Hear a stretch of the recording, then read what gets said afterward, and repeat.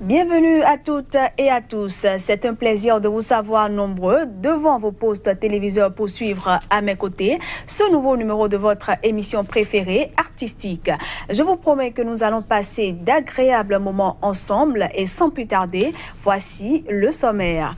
En Espagne, Tristan Driesen s'est converti au oud à la faveur d'une longue pérégrination de jeunesse. Et puis nous recevrons en seconde partie l'auteur du tube Auto Auto, Master Ked, qui est déjà dans ce studio. Voilà pour le sommaire, à tout de suite.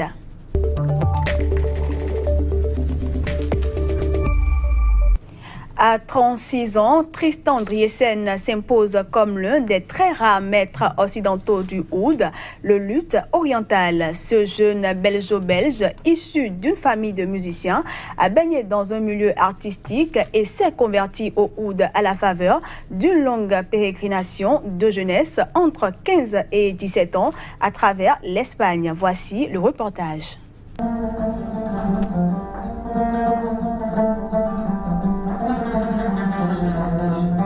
J'ai donc découvert le oud en Espagne pendant un de ces longs voyages à travers les steppes espagnoles. C'est lié à un voyage que j'ai fait avec ma mère, qui était un voyage en roulotte avec 2 chevaux. Pour moi, ça a été d'une très grande importance parce que ça m'a vraiment façonné ma façon de voir le monde. Ça m'a appris beaucoup de choses comme la maîtrise des langues. Et surtout au niveau musical, au niveau culturel, ça m'a permis de rentrer en contact avec énormément d'artistes et de gens à un âge assez jeune. On associe toujours le oud à la musique arabe, beaucoup plus qu'à la musique turque. D'ailleurs, le oud n'est pas un instrument emblématique de la musique turque, pas au même titre que dans la musique arabe, où le oud est nommé par exemple le sultan des instruments de musique. Pourtant, c'est quand même vers la musique turque que je me suis dirigé assez résolument, parce que d'une façon ou d'une autre, cette musique résonnait en moi de manière beaucoup plus convaincante. J'ai vraiment essayé de me réconcilier avec toutes mes autres références aussi, parce que je ne suis pas un Turc qui n'est pas encore j'ai pas non plus envie de me faire passer pour un Turc ou de faire à la manière de. Je reste Tristan Driesen, c'est né en Belgique, de parents belges ou belges, donc du coup c'est important pour moi aussi de nourrir cette identité multiple. J'ai pas voulu m'approprier cette musique en l'espace de quelques mois ou même quelques années. C'est vraiment une histoire de temps. Ça se fait aussi par l'écoute, par toute une série de paramètres et les rencontres au premier lieu. On retrouve à présent notre invité.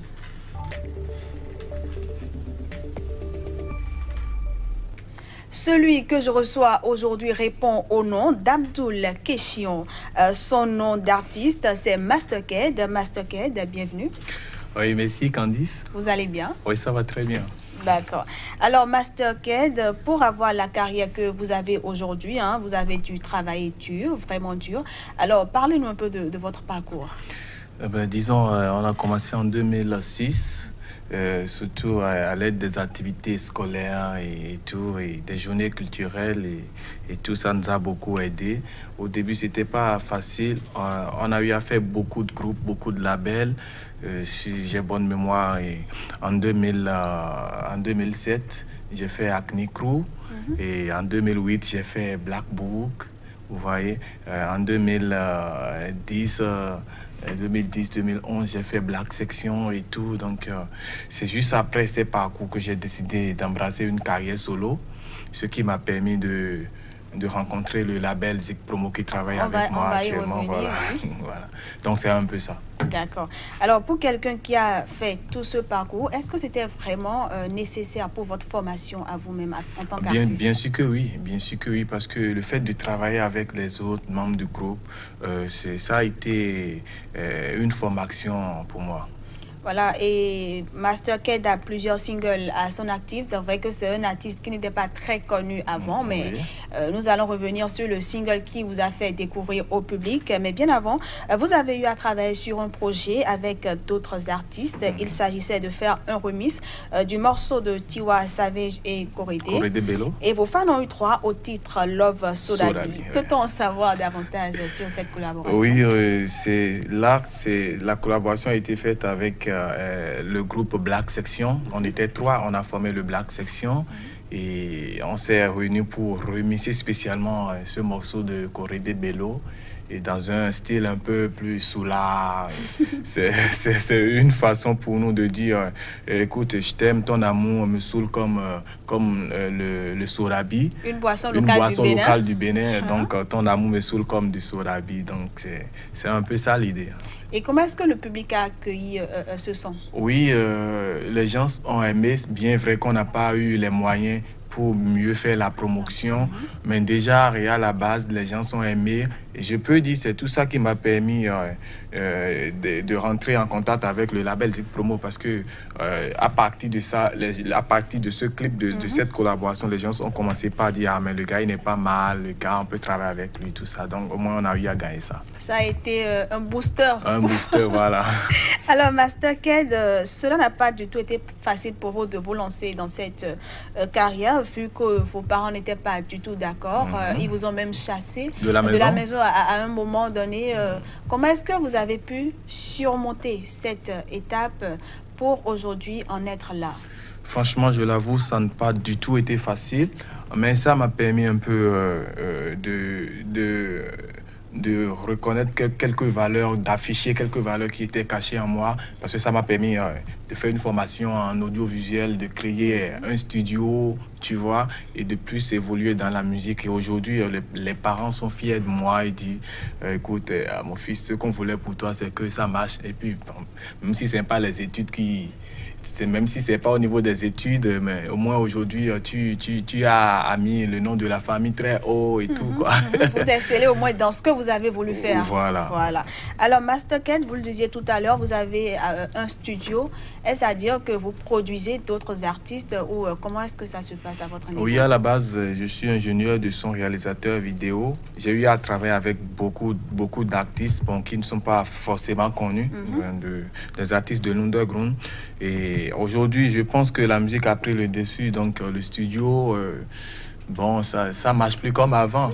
Mais bon, ça m'aide aussi parce que ça m'aide à faire mes propres arrangements avant d'aller peut-être dans un studio professionnel et corriger quelques trucs. Voilà. Alors, pour en revenir à votre collaboration ou la signature avec le label Zik Promo, je pense que cela s'est fait en 2017. Comment est-ce que vous êtes entré en contact avec ce label? Disons, le label Zik Promo, on se connaissait depuis même 2006. On se connaissait parce que, vous savez, moi j'ai un studio, eux ils ont un label et ils font la promotion de la musique. Donc, on se collaborait déjà, mais pas sur le point de la production. Je ne savais même pas que j'étais en observation. Donc, c'est en 2017, après la sortie de mon premier single qui n'est pas trop connu, le titre c'est Ma Musique, qu'ils m'ont appelé. Parce que j'ai l'habitude, chaque fois que je sors des sons, j'ai l'habitude d'aller les présenter, écouter, ici à corriger, ici à faire ça. Donc, ils m'ont dit, bon, écoute, on t'a tellement observé depuis des années et là, on pense entrer en production avec toi. Comme quoi, dans la vie, il faut toujours persévérer. Et c'est justement sous ce label que vous avez sorti le single Oto Oto. Bien avant ça, il y a eu il y a eu un autre single, Lopo Lopo. Bon, j'aime les rimes. Lopo Lopo, c'est un son d'amour. C'est un son dans lequel j'ai prouvé à celle que j'aime que je ne vais pas faire une fois et disparaître et que je serai toujours là. C'est un son qui la rassure en fait.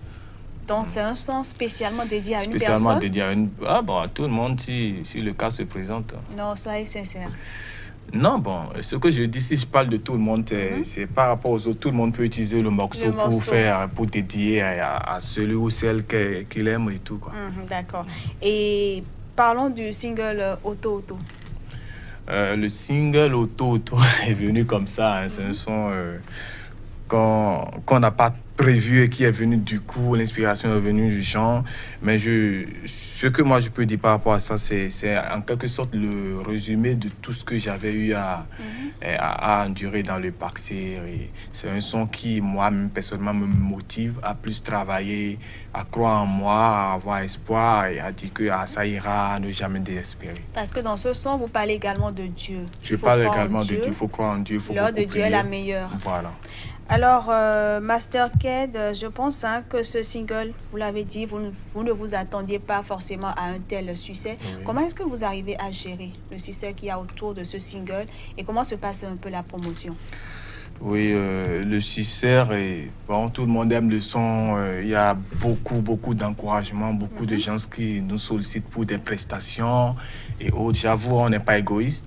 On n'est pas égoïste. En toute chose, il faut l'humilité. Il faut l'humilité. Donc, c'est Dieu qui a donné le son, c'est Dieu qui m'a inspiré. Donc, je suis fair play, je suis prêt pour tout le monde.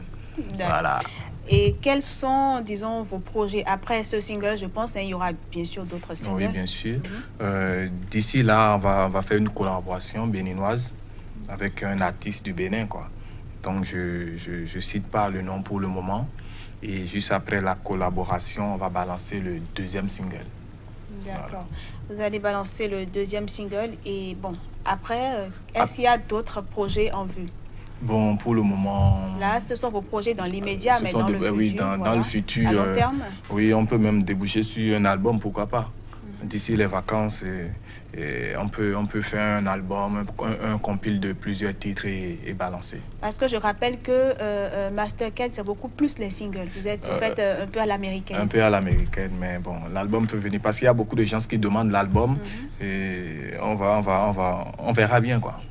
Et vous-même, disons, quelle est votre vision par rapport à votre carrière dans quelques années? Comment est-ce que vous vous voyez dans quelques années? Je ne peux pas me souhaiter ce qui est mauvais. Je rêve aller loin dans ce que je fais, dans la musique, être un peu comme les Mad Kims, l'Icon et tout, quoi, tu vois. Je me souhaite beaucoup de succès et que Dieu nous donne longue vie. Et il vous donnera une longue vie. Amen. Master Ked, est-ce que vous avez un dernier mot, un appel à lancer à l'endroit de vos fans, des remerciements? Oui, en un premier temps, je vous remercie pour tout ce que vous faites pour la culture béninoise et africaine. Et je remercie toute la presse pour le travail abattu jusque-là, les techniciens Radio TV et tous mes fans, tous ceux qui aiment ce que je fais et qui continuent toujours de me soutenir. Je leur demande juste de toujours rester scotchés à moi et le meilleur reste à venir. Et sur les réseaux sociaux, je suis connecté sur le nom Master Ked officiel sur Facebook, Instagram, Twitter et tout, quoi. Master Ked, merci d'être passé par ici. Le plaisir est partagé. Le plaisir partagé, vraiment. Et voilà, mesdames, messieurs, ce sera tout pour cette émission que je vous remercie d'avoir suivi. Et nous n'allons pas terminer. On va conclure avec un a cappella de Oto Oto, de votre artiste Master Ked. Rappelle-toi combien de fois t'as connu la galère. Rappelle-toi combien de fois t'as été humilié. Rappelle-toi combien de fois maman t'a conseillé. L'homme est bon, l'homme est mauvais, venon chowire. Fie uno, din tololo yen an dureji, din tololo yen an réalisé, din tololo mauna wazora, hore. Yeah, merci.